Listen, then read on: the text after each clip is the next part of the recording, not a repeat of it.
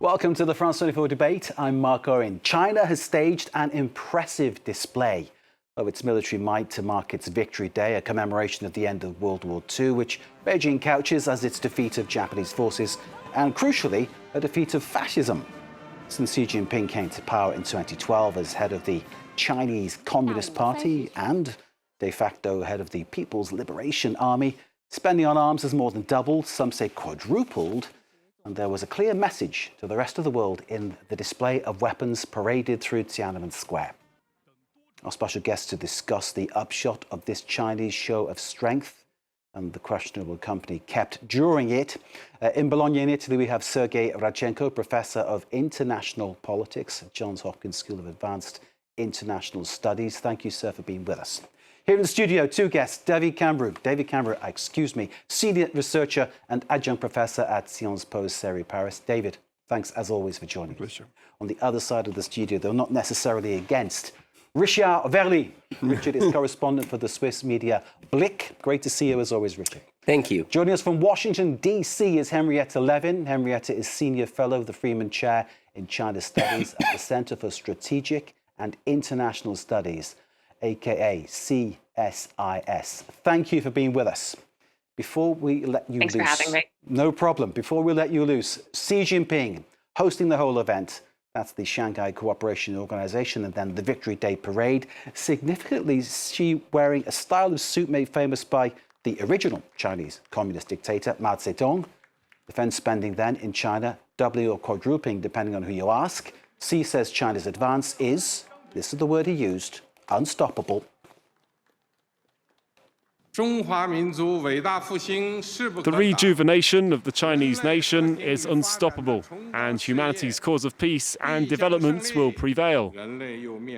Humanity is again faced with the choice of peace or war, dialogue or confrontation, and win-win outcomes or zero-sum games. There we go. As ever with a statement from Xi Jinping, you have to read between the lines, but very clear, the word unstoppable is something that really hits you in the face. Henrietta, I introduced you last in our list of esteemed guests, so I'll go to you first. When you hear Xi Jinping talking like that, when you see the images that we're seeing, and you see the kind of people who are there watching the parade as well, what do you feel? What do you think will happen? Well, look, China has been working under Xi's leadership to build an alternative international order that displaces US leadership, that's more friendly to China's parochial interests and authoritarian political system for a long time. That's not new, but the level of confidence that we see from Xi at this parade, at the Shanghai Cooperation Organization Summit just a few days ago, is quite striking. To your point, unstoppable. You don't have to read between the lines to see that.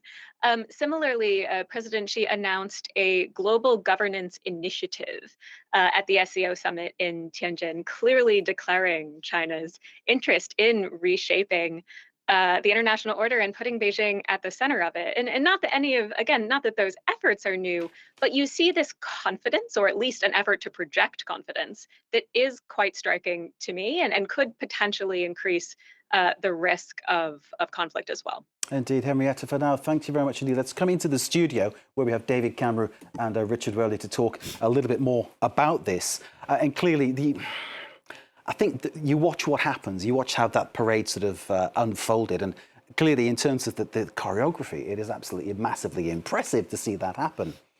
But you get that uneasy feeling when you see the scale of the weapons and the fact that the soldiers can be drilled in such a way. It surely leaves you with a sense that there is a real foreboding about this. David, what's your sense? There is that, but we shouldn't forget this domestic context. I mean, the parade is also for domestic consumption. You know, as your correspondent said, it celebrates a parade to commemorate victory in the Chinese people's war of resistance against Japanese aggression and the world anti-fascist war. And the Second World War, the end of the Second World War marks the century of national humiliation, as it's called in China. A wonderful book by Sang Wan that discusses how important that is for China. And it's also about educating the young generation about, this very nationalist fervor about the importance of the war. And this is when China comes of age, it defeats fascism, it defeats the Japanese. And remember that throughout the Asia-Pacific, in Europe, we see the end of the war as the war in Europe, but in the Asia-Pacific, the end of the war is the war against Japan. My father was released from a Japanese prisoner of war camp in September 1945 after the end of the war in the Asia-Pacific. So it's important to keep in mind that domestic consumption aspect to this.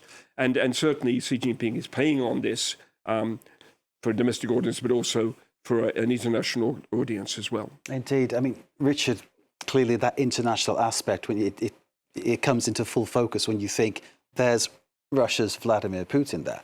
This is a man who has an international arrest warrant in his name for war crimes in Ukraine. And then just along the line, there's North Korea's leader, Kim Jong-un. And then you had the message on Truth Social by Donald Trump. Indeed. Tell us, elaborate on that, please. Well, I don't know the exact phrase in English. Maybe we can find it, but it says, send my greetings to the president, to the present president, exactly. But they are plotting while they are conspiring against the United States of America.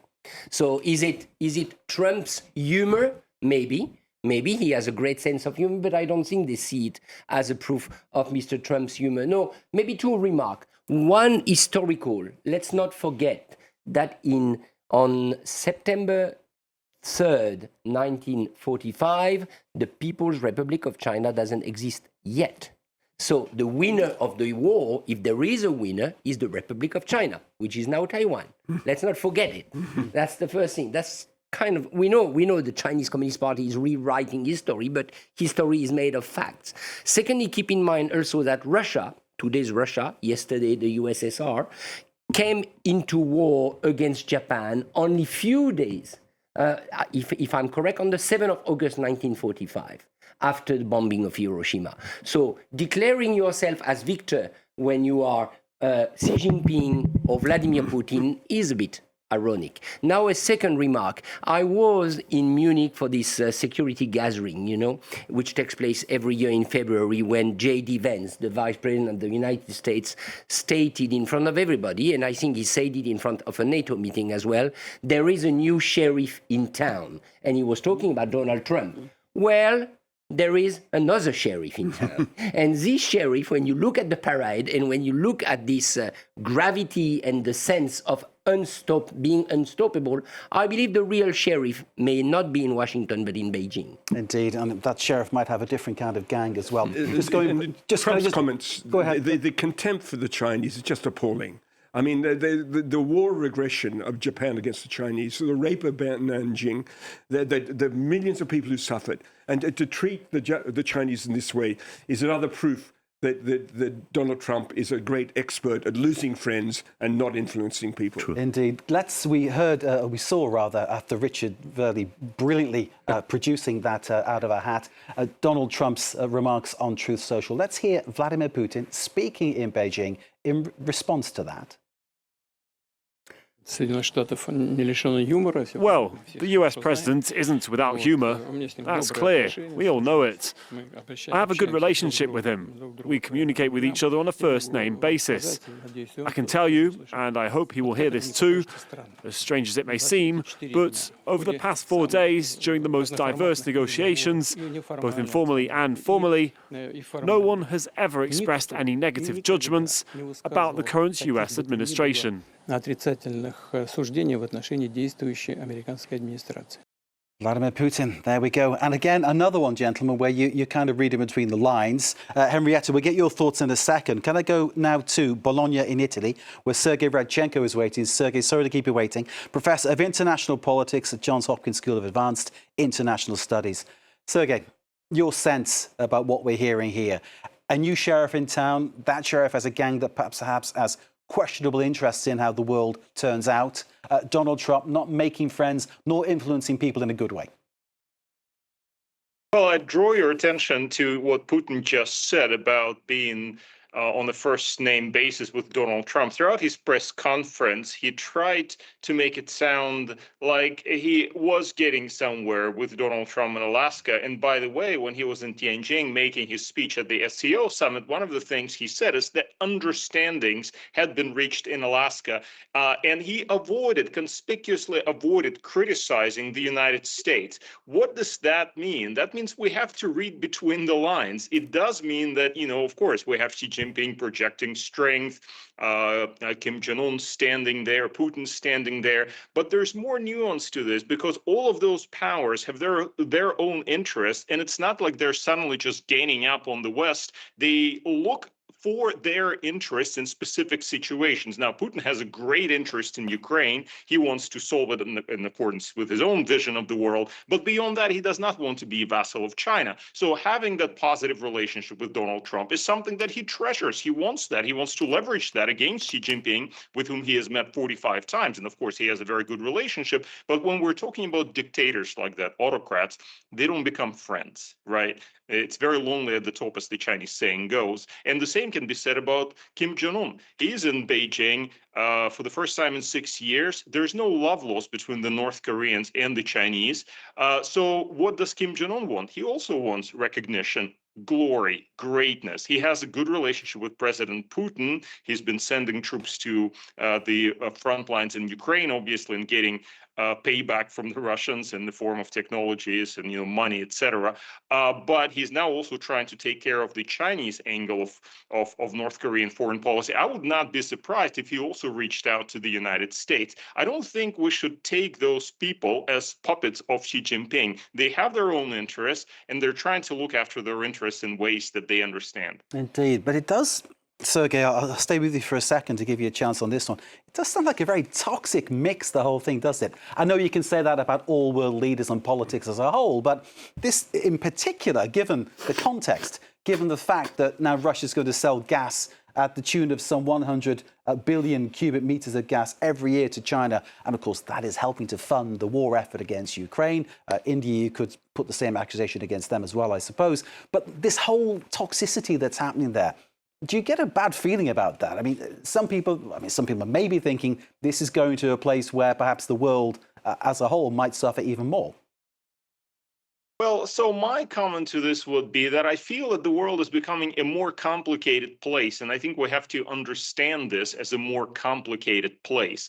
Russia and China signed a memorandum of understanding on building a second gas pipeline, Power of Siberia 2, potentially selling 50 billion cubic meters of gas to China. By the way, a deal has not been signed yet, just a memorandum. So we're not quite there yet, although the Russians have been trying to trump this up as a big victory of this particular visit to China. So what's going to happen? Well, Putin had all that gas that he was trying to sell to Europe through Nord Stream and through the pipelines that go through Ukraine. Now he's not able to sell it, and of course he's trying to sell it to China.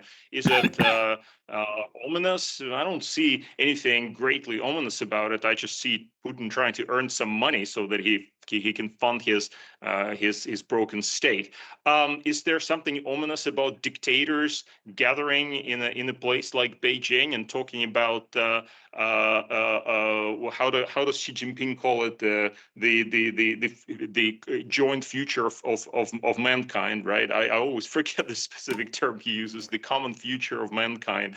If you're into reading ominous signs, I suppose you will see ominous signs everywhere. But I would just like to draw your attention to the following. We had Narendra Modi in Tianjin.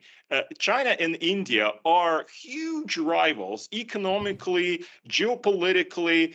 They have a border conflict they just recently, 4 years ago, they had border skirmishes in the Himalayas, right? So you have this sort of relationship within the SCO. You have India and Pakistan within the SCO, all kinds of contradictions and tensions between all those powers. And we're saying that they're a camp, that they're menacing the West. I think it's too too early to bury the West. I think the West is doing okay despite the spectacle that we have witnessed in recent months, and certainly in Washington on August 18th, when you had this, poor Europeans trying to drag Trump out of his embrace of Vladimir Putin. Indeed. One thinks back to February the 28th and how Volodymyr Zelensky was treated, the Ukrainian president going there to get some help, he hoped, from the United States, but of course being subjected to a verbal assault by Trump and his attack dog, J.D. Vance. Let's bring in Henrietta Levin, in Washington, D.C., Senior Fellow at the Freeman Chair in China Studies at the Center for Strategic and International Studies. Henrietta, are you, like me, one of those people who sees the likes of Xi Jinping, Putin and Kim all together there, and you get a bad feeling about it? I will admit to a bad feeling, but with some complexity to it. Going back to that last comment, of course, Putin does not want to be a vassal to Xi Jinping and to China, but increasingly he doesn't have a choice. Yes, Russia has its own interests, Putin has his own interests, but he has to prioritize them pretty brutally, and he's prioritizing his ability to continue fighting the war in Ukraine, which he could not do without the systematic Chinese support he's received now for years. And that's economic support, financial support when it comes to evading US and European sanctions, but also military support. And so China has stopped short of providing direct lethal support to the Russian military. They're not selling ammunition. But what they are providing is massive amounts of dual use inputs, things like machine tools, like parts for drones, propellants, so that when you shoot off a rifle, something comes out of it.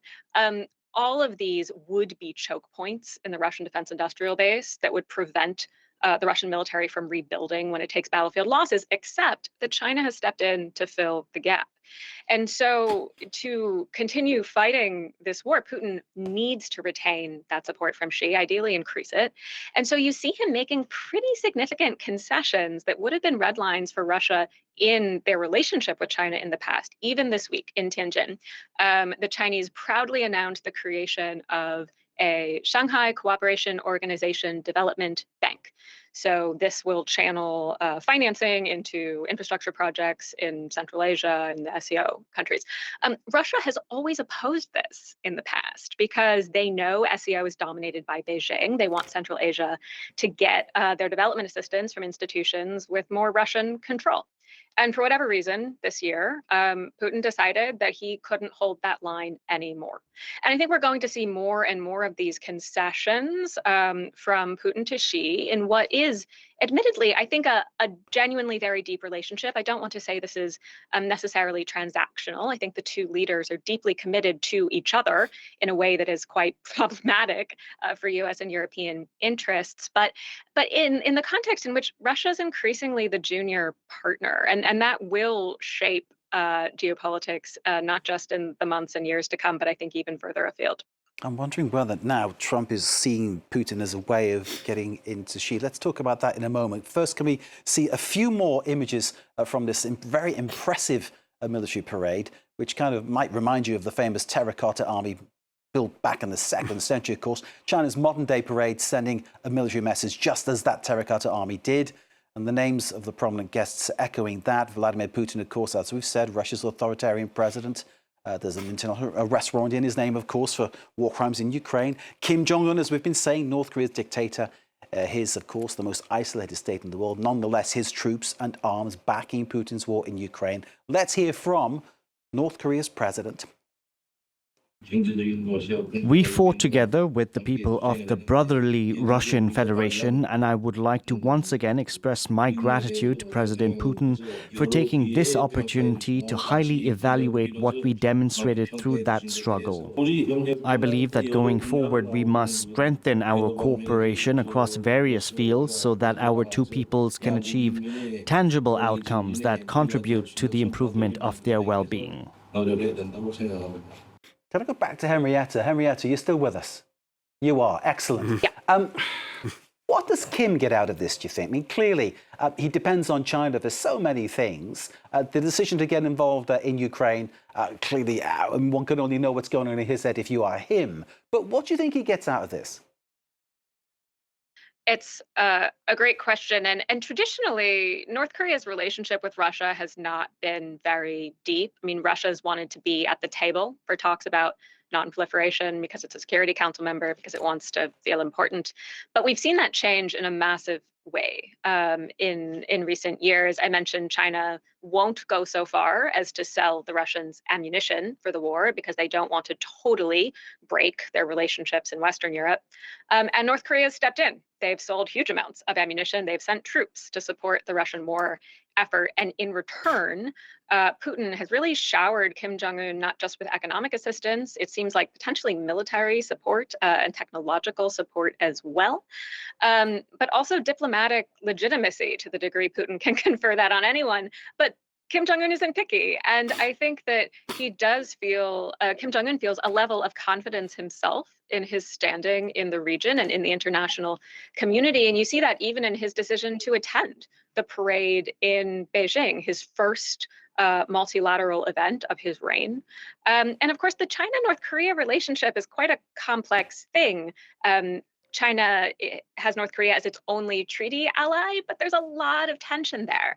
And Kim Jong-un is always trying to get leverage that he can use to have a stronger hand in negotiations with Beijing, and Russia has given him exactly that. And so when you have a confident Kim Jong-un, you have to worry that that might have dangerous implications when it comes to non-proliferation, when it comes to nuclear issues, that could pose real challenges for the US and its allies, and of course South Korea as well. Henrietta, for now, thank you very much indeed. Let's bring in the two gentlemen in the studio, David Cambro and Richard Verley. David, of course, from Sciences Po, senior researcher, adjunct professor, expert in Asia, of course. We often get you in to talk about matters Asian. And Richard Verley, who has travelled extensively in the Far East, I know. Richard works for the Swiss media Blick. How do you keep Kim Jong-un under control? What would Xi Jinping want to do about that one? David, can I start with you? Is it something he can do? He can keep Kim under control, can't he? Clearly. There is a kind of rationality in his action of Kim Jong-un, and so I think he, in a sense, can be kept under control. He is transactional as well. The involvement in Ukraine is a transactional activity, and he's receiving a degree of legitimacy. You know, he's the black sheep, and the black sheep is now out of the cold. I'm sure to mix the metaphor. I'm liking the metaphors. Keep going. I think what's important in this meeting is the symbolism. There was only one European leader present. I think it's the Czech president. No, I believe it was a Slovak prime minister. Slovak. Thanks for correction, Richard. A world divided. In a sense, President Trump has, in a sense, lost the Indo-Pacific. Maybe he was never really interested in the Indo-Pacific. And now he's got a world, a kind of a new Yalta, which has now divided the world into two, with the US on one side and his so-called allies, and China now replacing the Soviet Union as the baddie on the other side. Richard? Well, coming to Europe, precisely, this is something I wanted to say. I mean, the fact that one prime minister of a European Union country member was there on his own, to me, is a kind of problem.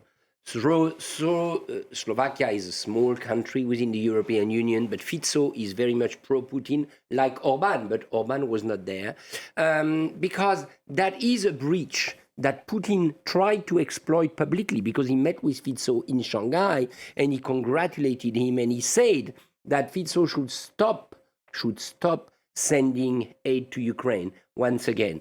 So I believe unity, that is not a good news for Europe to see one prime minister like this in China. On the other side, you could ask yourself, why is Europe not present? After all, Europe is in position now to deal with China, commercially speaking. Europe needs more China and China needs more Europe. I'm speaking on the trade point of view. So why Europe being completely absent? To me, I don't have the answer. For sure, Europe was absent because of the presence of Putin and the North Korean leader.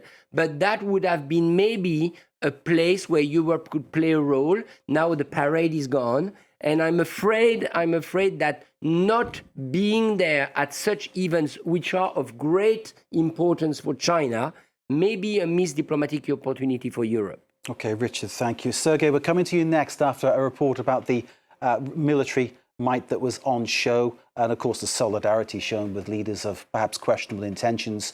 What might China's military help Xi Jinping to achieve in the Asia-Pacific region and beyond? That's another question too. But the sight of Xi in that suit, the Mao suit, a throwback to the great dictator Mao Zedong, and the gathered leaders of an axis of questionable aims, of course, raises many questions that we've been discussing. They've got different values, different priorities, different methods. Here at France 24, Ellen Gainsford has this look at the weapons in question. Flexing China's military muscle. Xi Jinping's military parade offered a glimpse at the country's arsenal of weapons. According to Beijing, all the technology on display is produced in China and in active duty use. All these are major weapon systems that represent a cutting edge in military technology globally for sure. Included in the display were 4 new anti-ship missiles, the YJ-15, 17, 19 and 20. They're weapons that could be used against US aircraft carriers in the region. Anti-ballistic missiles were also on show. The HQ-19 and HQ-29 are designed to counter medium-range missiles. New cutting-edge technology was also revealed, with a weaponized robot Wolf, the LY-1 laser weapon, and loyal wingman drones designed to fly under the command of a winged fighter jet. China has invested in the underwater realm, with extra-large torpedo-shaped unmanned underwater drones. And the grand finale was the DF-5C, a new kind of nuclear intercontinental ballistic missile with a longer range, capable of covering the entire globe. The key storyline here really is China's rise. And that the military parade will help highlight the journey's humble beginnings going way back to World War II. And through that contrast, it's going to underscore how far China has traveled. Overhead, warplanes and helicopters filled the skies in dramatic formation. A display of military theatre designed to project power and intimidate rivals. Alan Gainsford with that line about intimidating rivals. Kind of hitting the mark, I think. Let's bring in from Bologna in Italy, Sergey Radchenko, Professor of International Politics at Johns Hopkins School of Advanced International Studies. Sergey, thanks for being with us. I know you've been following what's been going on. I know you've got many things to say, but can I just launch you with this one? What will Donald Trump be thinking now? In some way, of course, he's trying to be friends with Xi Jinping. He admires Vladimir Putin. But then again, he's cut out of this event. He said his place wasn't there. He wasn't invited, is basically the bottom line on that. What's Trump thinking now, do you think? Well, he obviously likes parades as far as great spectacles. This was a big spectacle. The United States cannot match China in the spectacles of parades. Parades generally serve 2 functions. First is to project strength to the domestic audience. And the same is true for China. The same is true for Russia. The second, as you say, is to intimidate possible adversaries. I mean, this was true during the Cold War. Remember, during the Cold War, they would take missiles across the Red Square. There were actually instances where the Soviets put fake missiles there, but very big ones, just to intimidate the West. And so that's what the Chinese are doing. If you watch the parade, you'll see that all the missiles are labeled with English letters. You can search them on Wikipedia and be properly intimidated. You know, this is a show, right? This is a show to deter, to intimidate, to signal to the United States, look, we're powerful. It's like a cat. When cats get into a fight, they all, they make themselves appear bigger. I think that's what's happening here. Does it mean that China is not a formidable? Of course, it's a formidable military. Does it mean that the Chinese can march through the Tiananmen Square in perfect formations? Does it mean something for how they will fight wars? It actually means nothing for how they fight wars, whether they're good or whether they're bad. It tells us absolutely nothing.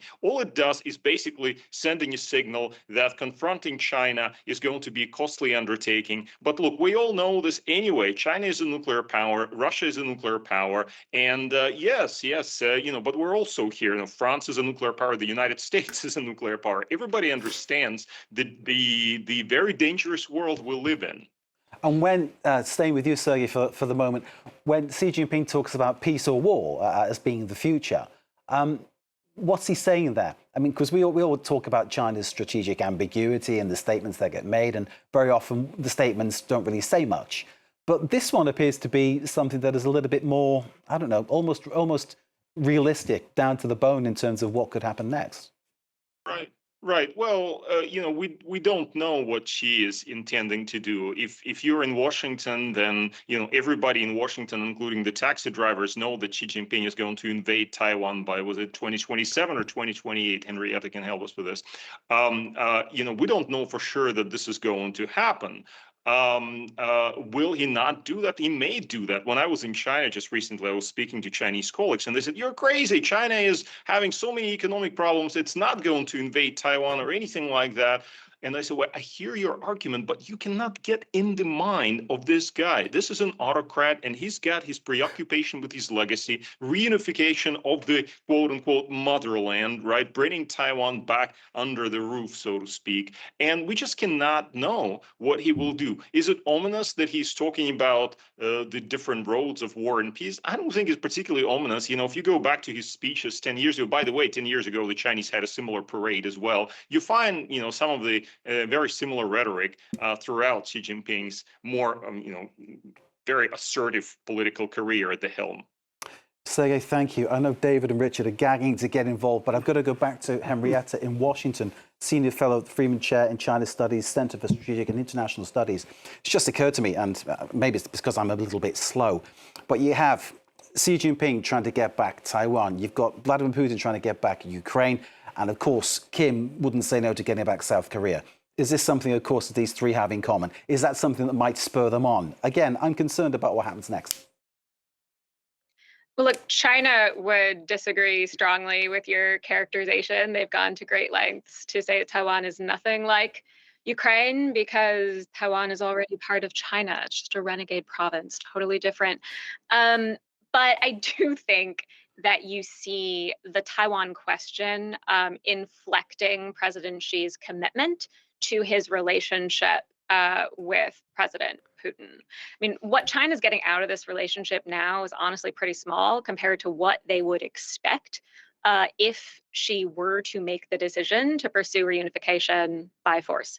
I don't think that's his preference. I think that he would vastly prefer to use various forms of economic and military gray zone coercion paired with propaganda to somehow bring Taiwan into the fold, which is the series of tools you see them using now with increasingly severe military exercises around Taiwan, for example, in response to rather mundane political events on the island, and significant economic coercion as well. So I don't want to say that's a peaceful path because it's quite aggressive and dangerous in itself. But whatever that is, it's Xi's preference rather than pursuing a more dramatic show of force that he must know on some level would, even if successful, which I don't think it would be, even if it were, would be pretty devastating. China's economy. That's not the legacy he wants. When he talks about, we shouldn't pass on the Taiwan question from generation to generation. I mean, if you're going to try and solve that question, you better do it well. But, that we mentioned this 2027 date that I will admit is often discussed in Washington. This is a readiness target. So Xi has told his military to be ready to use force against Taiwan to pursue reunification by 2027 if asked. That doesn't mean he intends to do it. If anything, I'm actually more worried about 2028. It's a big year in Taiwan's political calendar. They'll have an election. If the party that is more anti-mainland, anti-Xi, wins again, you could see some rather reckless response from the mainland. But I just want to say one thing after you've played that incredible scroll of military capabilities that the PLA is marching through Beijing. What's the point of a parade? Of course, yes, it's to project confidence. And so I think it's worth just thinking for a moment about the political context in Beijing where this is happening, where over the past few years, Xi has purged very significant numbers of senior military officials, to the point where on the PLA's Central Military Commission, their very top military decision-making body, it's normally 7 people, including Xi, fully half of the uniformed members have been purged, and those seats are still vacant. So their top military decision-making body is half empty. And that doesn't scream like readiness, that doesn't scream intimidating to me. And Xi is the only person with the authority to purge those people. And so he knows how not ready he is. And so I can't help but look at this parade as like a little bit of overcompensation as well, to say we're strong, we're ready, even when on the political side, it's clearly not the case, at least not right now. Henrietta, thank you. I'm reminded of that poem by W.H. Auden about the great dictators, which you haven't got time to recite, but it's about that hollow nature of what they're trying to do and how it is a front, and how behind the scenes, of course, small people, ordinary people, always are the ones who are suffering. David, you wanted to speak, sorry.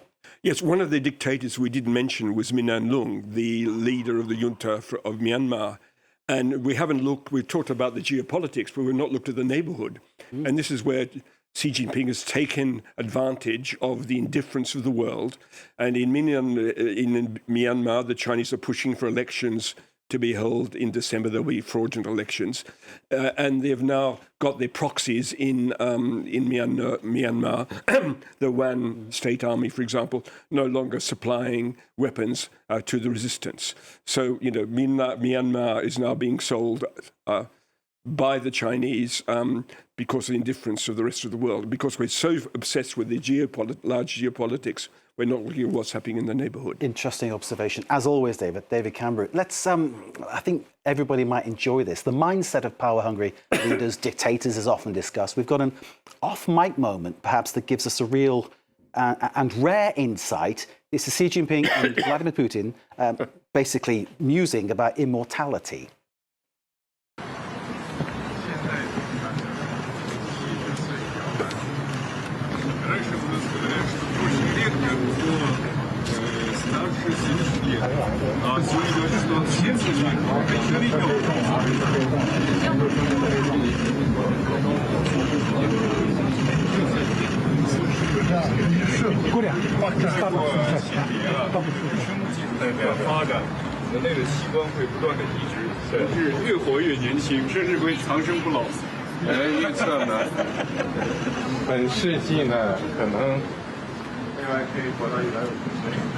So, Richard Verley, do we get an insight there into both Putin and Xi Jinping's thoughts on living almost forever? 150, says Xi Jinping, with this kind of replanting, recycling of organs and body parts, at Putin's suggestion. It's scary stuff. One thing I'm sure is Donald Trump would love to join that conversation. Then we would have them all looking for immortality. Well, that's frightening indeed. One thing I wanted to add, because we talked about the fragility, our friend from Washington was telling that China put up a very big parade, a very big show of force, but it has weaknesses, in fact, especially on the economic side. But keep in mind that on that side, Russia and China are not at all pursuing the same goal. Russia is a war economy today. It's not a real economy. It's just an economy selling its resource to build and buy weapons to fight in Ukraine. That's the only thing Russia is doing. So if they stop the war, they stop the economy, exactly. And that's actually Donald Trump's disappointment, because he was expecting that by promising trade, investment to Russia, Vladimir Putin would come to him. But apparently Putin is not interested. Putin wants its economy to remain a war economy, while for Xi Jinping, it's a completely different set of things. Xi Jinping has billions of people, hundreds of millions of people to lift from poverty. He is into infrastructure building. He needs trade. He needs an economy that lives not only from a war. And that's a big difference. And that's the chance we have with China. That's a real chance, because China needs trade again. China needs an open economy. China needs Europe. China needs the United States in a way,